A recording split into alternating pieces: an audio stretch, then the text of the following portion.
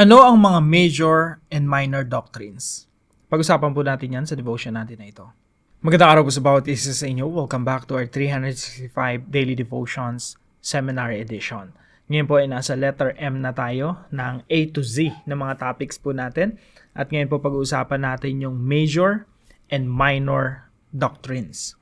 So, ano po ba yung major and minor? In our faith, major doctrines are those foundational truths that fundamentally shape our understanding of God, salvation, and how we live. They impact the core of our beliefs and guide our moral and spiritual decisions. In contrast, minor doctrines concern secondary issues that, while interesting and sometimes debated, have little bearing on our essential salvation or daily Christian walk. Recognizing this distinction helps us focus on what truly unites us in Christ, encouraging unity in love rather than division over non-essential matters. Now, pag sinabi po nating mga major and minor doctrines, yung major po yung mga importanteng doktrina. Yung minor po, bagamat mahalaga rin, hindi naman po natin kinukonsider na kumbaga dapat tayong ma-divide. Kumbaga dapat nating pag-awayan at magkaroon ng mga hidwaan at mga balitaktakan sa loob ng iglesia. Kasi mga minor doctrines lang siya na pwede nating hayaan na lang. Now, sa Biblia po, merong mga kinukonsider na mas mahalagang katuruan. Ibig sabihin, hindi pantay-pantay ang mga katuruan sa Bible. Merong mga mas importante kaysa sa ibang mga katuruan. Now, sabi po ni Apostol Pablo sa 1 Corinthians chapter 15, ito po yung isang halimbawa ng mas mahalagang katuruan o doktrina sa Biblia na may kukonsider po natin na major doctrine. Sabi po ni Apostol Pablo, "Now I would remind you, brothers, of the gospel I preached to you." So, pinapaalala ni Apostol Pablo sa mga taga-Korinto yung gospel na ipinangaral ni Pablo. Sabi niya, "Which you receive, in which you stand, and by which you are being saved." Ito yung ebanghelyo na sa pamamagitan nito, naligtas kayo. "If you hold fast to the word I preach to you, unless you believe in vain." Now, pansinin niyo po rito sa verse 3, sabi rito, "For I delivered to you as of first importance." Meron palang first importance. Meron palang mga katuruan sa Biblia na mas mahalaga kaysa sa ibang katuruan. Yung Biblia pala hindi pantay-pantay pagdating sa doktrina. So, ano yung mga pinaka-importanteng doktrina ayon sa mga talatang ito? So, sabi ni Apostol Pablo, "For I delivered to you as of first importance what I also received, that Christ died for our sins in accordance with the Scriptures, that He was buried, that He was raised on the third day in accordance with the Scriptures."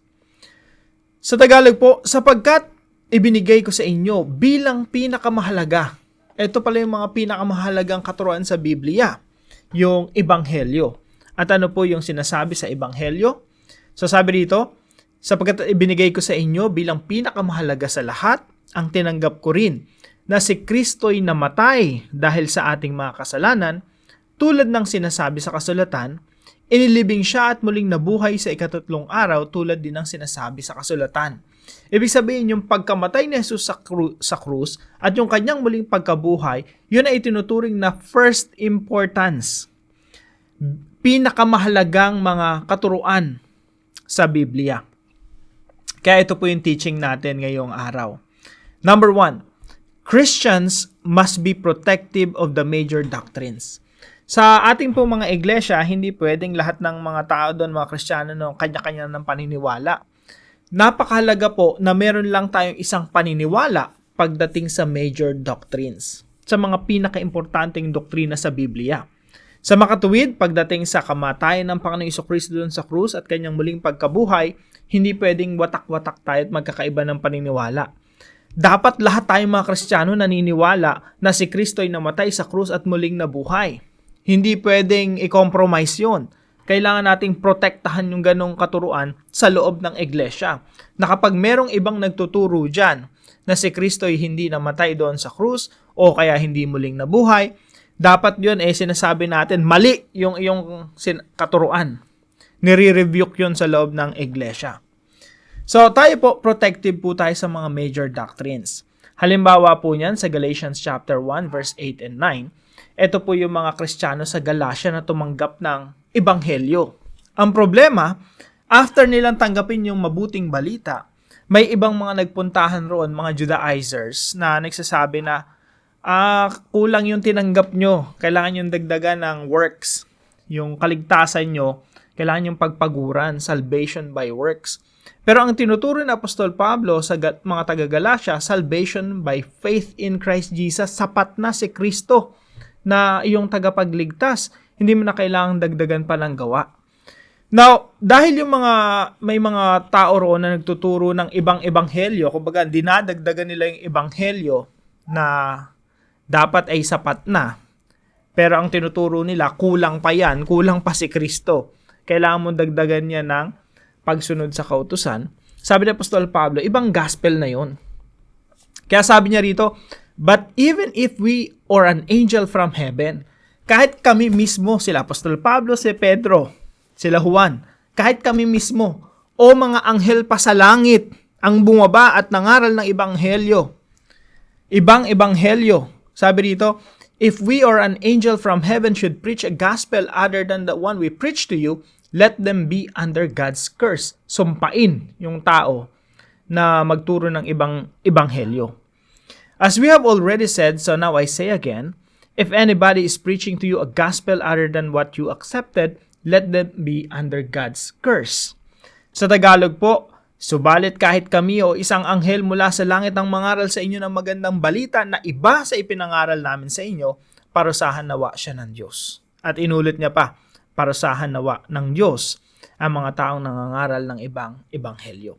So tayo po mga Kristiyano, tayo po ay protective sa mga major doctrines katulad ng salvation, katulad ng Trinity, katulad ng Father, Son, and Holy Spirit, katulad ng pagka-Diyos at pagkatao ng ating Panginoong Jesucristo, katulad po ng substitutionary atonement na ang ibig sabihin ay si Kristo ay namatay on our behalf para tayo tumanggap ng kapatawaran sa ating mga kasalanan. Mga major doctrines po yon. Yung muling pagbabalik ng ating Panginoon Jesucristo, major doctrines po yon. Hindi natin pwedeng i-compromise. However, point number 2, pangalawa po, Christians must be lenient in minor doctrines or concerning minor doctrines. Pag mga minor doctrines, pwede na nating pagpasensyahan yung kapwa natin mananampalataya. So, ano ba yung mga minor doctrines? Ang mga silly question sometimes, no? Ang tanong, may pusod ba si Adan at Eva? Kahit magkakaiba tayo, it doesn't matter kung anong opinion natin niya kung may pusod ba si Adan. May mga hayop ba sa langit? Kasama ba ang alaga akong aso? Pag, makikita ko ba yung mga alaga ako sa langit? Tumatawa ba si Jesus? Humahalakhak ba si Jesus? Anong wika ginagamit ni Adan at Eva? Gaano nakatanda ang mundo nung likhain si Adan? Kakain pa ba tayo sa langit? May dinosaur ba sa arko ni Noah? Ano ang ginagawa ni Jesus mula nung 12 years old siya hanggang 30? Hindi naman inihayag sa Biblia. Importanteng doktrina ba? Importante bang malaman yon? Magkakakilala pa ba tayo sa langit? Kung ngayon ginawa ang alak ni Jesus ang tubig, iinom ba yung mga Baptist? No? Kailangan mo bang magsipilyo sa langit? Meron pa bang ganon? Natutunan pa ba ni Adan magsalita o nung nilikha siya ng Diyos, marunong na siya, automatic, nagsasalita na siya? Kung hindi natutulog ang mga anghel, naboboring kaya sila sa langit? May sports ba sa langit? Nananalo ka doon, tapos yung iba natatalo? Nalulungkot ba sila? May pusod ba sa tayo pag nag-resurrect sa may glorified body? Yung mga questions like that, pwede nang pagpasensya na kahit magkakaiba yung opinion natin kasi mga minor doctrines yon. Halimbawa ng mga minor doctrines, may rapture ba? Talaga bang lulutang tayo sa alapaap? Mamimit natin si Jesus Christ mid-air? Yung second coming ba ni Jesus? Ano ba yan? Post-meal? Pre-meal? A-meal?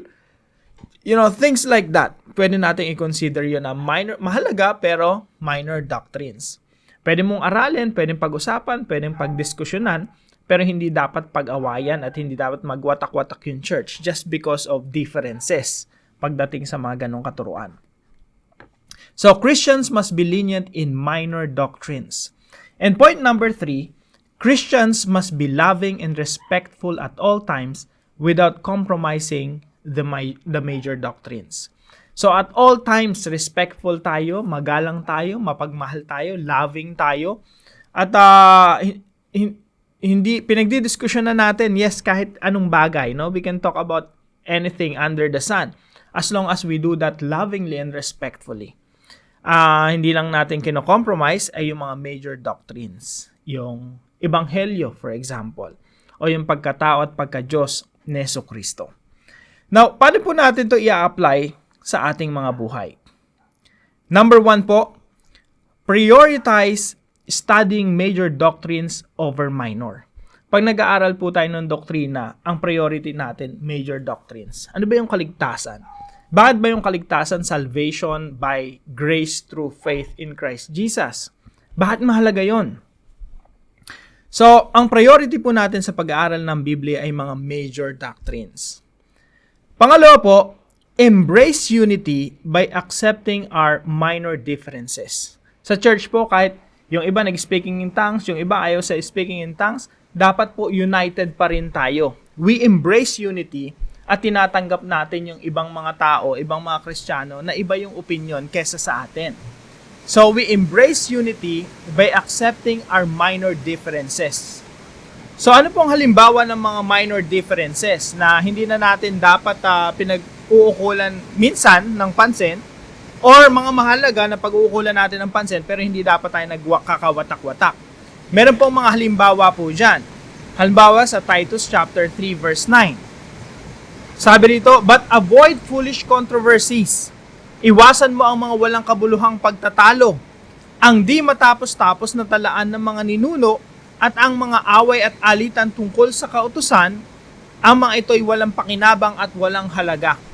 Kasi po sa panahon po ni Titus, pinag-uusapan nila yung lineage mo, saan ka ba galing? As if connected to sa iyong kaligtasan, yung mga ninuno mo. Walang katapusang mga talaan ng mga ninuno. Ito naman, 1 Corinthians 8:8, yung mga pagkain. Kumbaga sa panahon natin ngayon, okay lang ba kumain ng dinuguan o hindi? Maraming mga Kristiyano, pinagdidebatihan pa yan. As if makakatulong yan sa ating kaligtasan or sa ating Christian life. Sabi po ni Apostol Pablo, ang pagkain ay walang kinalaman sa katayuan natin sa harapan ng Diyos. Walang mawawala sa atin kung hindi tayo kumain ng ganoong pagkain. At wala ring kabutihang maidudulot sa atin kung kumain man tayo niyan. Depende na lang kung nagme-maintenance tayo o may sakit tayo, no? Pero walang halaga. Kumbaga, hindi nakakatulong yan sa katayuan natin sa harapan ng Diyos. So, embrace unity by accepting our minor differences. Pangatlo po, discuss our differences lovingly and respectfully. Yung mga pagkakaiba po natin, pwede nating pagdiskusyonan yan, pagdebatihan yan, pwede nating pag-usapan yan sa mga churches natin, pero ginagawa po natin yun lovingly and respectfully. May pagmamahal at respeto bilang magkakapatid sa ating Panginoong Jesucristo. So walang problema, sige pag-usapan natin yan, pero hindi yan humahantong sa pagkakawatak-watak, pagkakapikunan at division sa iglesia. Discuss our differences lovingly and respectfully. Now, para po sa ating discussion, how should you deal with fellow believers concerning major and minor doctrines? Paano ka maipag-deal sa kapwa mo mananampalataya kung nagkakaiba kayo pagdating sa minor doctrines? Paano naman pag nagkaiba sa major doctrines? So, pag-usapan po natin yan sa ating mga discussion groups at samahan niyo po ako sa panalangin. Heavenly Father, thank you for revealing your truth in Scripture. Grant me wisdom to discern the major doctrines that form the foundation of my faith and to appreciate that differences in minor doctrines need not divide us. Help me focus on the essential truths of the gospel, salvation through Christ alone, and live in unity with my brothers and sisters. Fill my heart with love so I may speak truth in gracious ways that build up and encourage others. May my life reflect your wisdom and bring glory to your name in all I do. In Jesus' name, amen and amen.